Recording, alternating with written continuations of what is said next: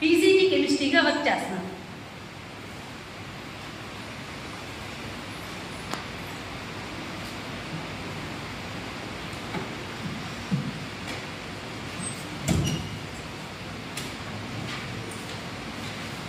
Join అయినప్పుడు కాంట్రాక్ట్లు అని ఆర్డర్ కాపీస్ పార్ట్ టైం అని ఇచ్చారు. అలా 5 years పార్ట్ టైంలో జాబ్ చేశాను. ఇలాగా 366 మెంబర్స్ ఇలాగా మా టైంలో జాయిన్ అయ్యారు. ఇలాగా 5 years నుంచి జాబ్ చేస్తూ ఉండగా లాంగ్వేజ్ సబ్జెక్ట్ వాళ్ళని రిమూవ్ చేశారు, గ్రూప్స్ వాళ్ళని ఉంచారు. ఇదే సిచ్యుయేషన్ మాకు కూడా వచ్చిందేమో అని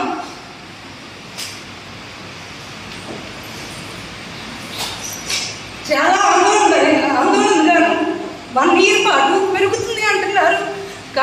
మీది కాంట్రాక్ట్ జాబ్ అయినా పార్ట్ టైం కాదని ఆఫీసర్స్ అందరూ అంటారు. వదిలేసి వెళ్దాము అంటే మళ్ళీ ఉన్న జాబ్ పోగొట్టుకొని బయటకు వెళ్ళడం ఎలాగా అని నెంబర్ ఆఫ్ టైమ్స్ ఆలోచించి ఆందోళన వారి ప్రార్థన వల్ల ఆ యేసుక్రీస్తు ద్వారా, మరియమ్మ తల్లి ద్వారా, మహాకృప ద్వారా మా పార్ట్ టైం జాబ్ని కాంట్రాక్ట్లోకి మార్చారు. అదేవిధంగా డబుల్ శాలరీ పెంచారు. అదేవిధంగా మా అత్తయ్య గారికి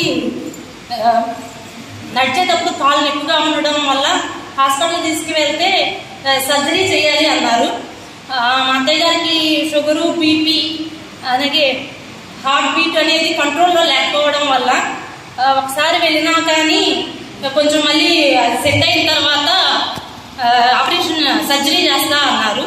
దేవుని కృప వల్ల సర్జరీ మంచిగా జరిగి స్టిచెస్ కూడాను తగ్గినాయి.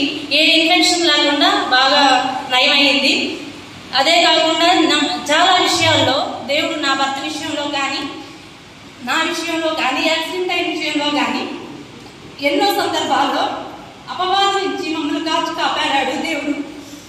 ఈ అసలు సాక్ష్యం ముందు నాకు అది సాక్ష్యం చెప్పలేదేమో అని భయం. ఈవెన్ శాలరీ పెరిగిద్దా, కాంట్రాక్ట్లోకి వచ్చిద్దా అన్నది కూడా కాదు. సాక్ష్యానికి నేను అడుగురాను. ఈ సాక్ష్యం నేను చెప్పగలనా ఏసయ్య, నాకు ఒక అవకాశం ఇవ్వు, సాక్ష్యం చెప్పే అవకాశం నాకు ఇవ్వు అని ముందు అదే వేడుకున్నాను. కాంట్రాక్ట్ జాబు నిలబడుతుందా కాదు అది కాదు, నేను నీకంటూ గుర్తున్నానా లేదా.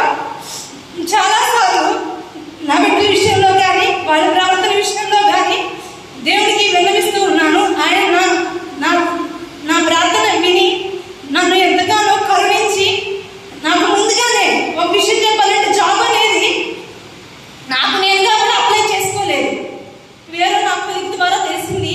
అది నా భర్త వెళ్ళి మాట్లాడి అసలు నాకు అనేది అసలు నేను ఏమి చేయగలను. నా భర్త అప్లై చేయడం వల్ల, ఆయన చేయడం వల్ల ఈ జాబ్ అనేది ఇప్పుడు చేయగలుగుతున్నాను.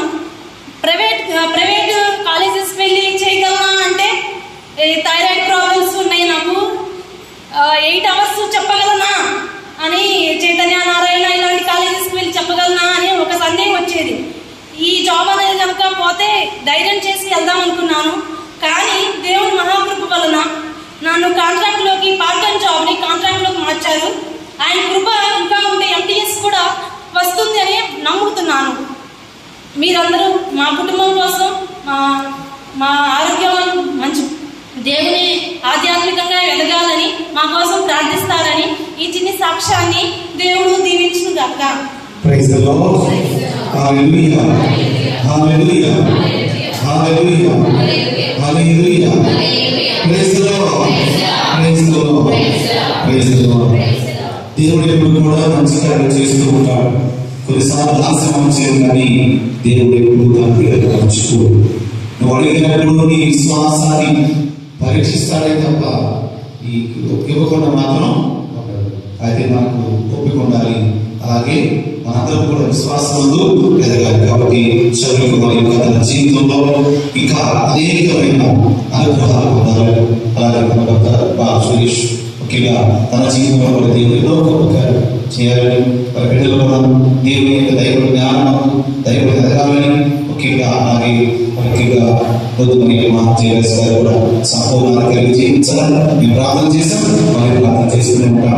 ఎప్పుడైతే దేవుడు దీవించాడు, మరి ప్రత్యేకంగా దేవుడి ఇచ్చిన ఆ యొక్క అనుగ్రహం నుండి ముఖ్యంగా ఆ యొక్క ఆర్థిక పరిస్థితి నుండి వెంటనే మరి సురేష్ చదువుకు కూడా 10,000 రూపాయలు ముఖ్యంగా ఆ యొక్క స్టేజీ ఏర్పాటుకై ఇచ్చి ఉన్నారు. కాబట్టి అది కూడా గొప్పది.